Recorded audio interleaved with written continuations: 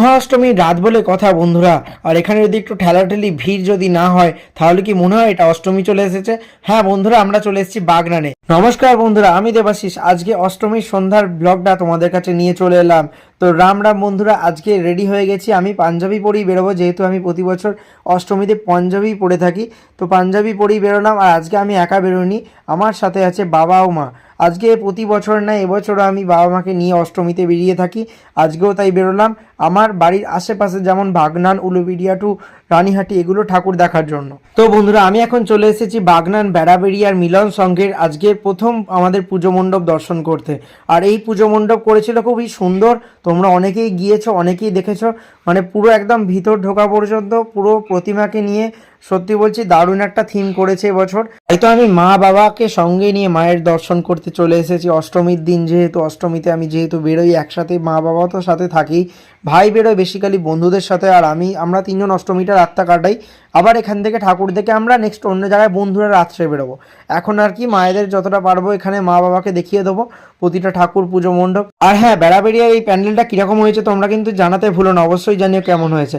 Next আমরা চলে এলাম বেড়াবেড়িয়ার প্যান্ডেলটা থেকে একটুখানি দূরে আর একটা প্যান্ডেল, যেটা রাস্তার একদম সম্মুখী হয়।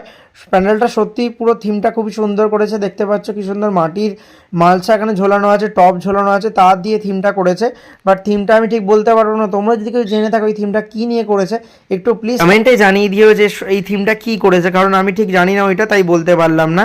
নেক্সট চলো, নেক্সট প্যান্ডেলে যাচ্ছি। এবার ভিতর দিয়েই রাস্তা এখান থেকে, আর আমি বাইক নিয়ে এবার ঢুকতে পারি না, কোনোবারই এটা পারি না, মানে অষ্টমীতে বাইকটা দেখিয়ে আর কি যাই। তো এখান থেকে ভিতর দিয়ে রাস্তা আছে। নেক্সট আমরা চলে এলাম বাগনান বাস স্ট্যান্ডে। তো বাগনানের বাস স্ট্যান্ডে যে প্যান্ডেলটা এবারে করেছে, বাবা মহাদেবের ওপর একটা থিম করেছে এই প্যান্ডেলে। দেখতে পাচ্ছ পুরো লাল টু লাল একদম প্যান্ডেলটা, যেরকম ভিড়। আর এইটাই মনে হচ্ছে অষ্টমীর রাত, কারণ এর আগে সপ্তমী অষ্টমীতেও, মানে পঞ্চমী থেকে সপ্তমী পর্যন্ত ঘুরেছি, এতটা ভিড় হয়নি। তো হর হর মহাদেব, ওম নমঃ শিবায়। তো আজকে প্যান্ডেলে ঢুকছি, এতটা পরিমাণে ভিড় হয়েছে। তো চলো কোনোভাবে ঠাকুরটা দেখে নিয়ে মায়ের দর্শন করে আমরা চলে এসেছি এখানে। দেন এরপর নেক্সট প্যান্ডেলে যেটা যাবো, এটা হচ্ছে স্টেশন রোডের পাশে বাগনানে।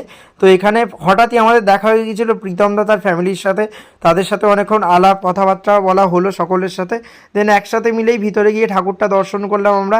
এখানের পুজো মণ্ডপ তো এবারে খুবই সুন্দরভাবে সাজিয়েছে, এবং চারিদিকে বুদ্ধদেবের ছবি দিয়েও দেখতে পাচ্ছ দেয়াল চিত্র করা আছে। ওপরের দৃশ্যটা তো বলবো, মানে কিছু বলার নেই এটা নিয়ে। প্যান্ডেলের পুরো থিমটা দেখানো যেন মনে হচ্ছে একটা বড় জাহাজ, বড় একটা ক্রুজ জাহাজ আমরা উঠেছি। এটা হচ্ছে বাগনান সৈনিক সংঘের পুজো, ঠিক আছে। তো এখান থেকে আমরা চলে এলাম এই পুজো মণ্ডপে। এবার এখানে থিমটা করেছে বাদ্যযন্ত্রের ওপর কিছু একটা করেছিল থিমটা, সত্যি বলছে খুবই সুন্দর করেছে।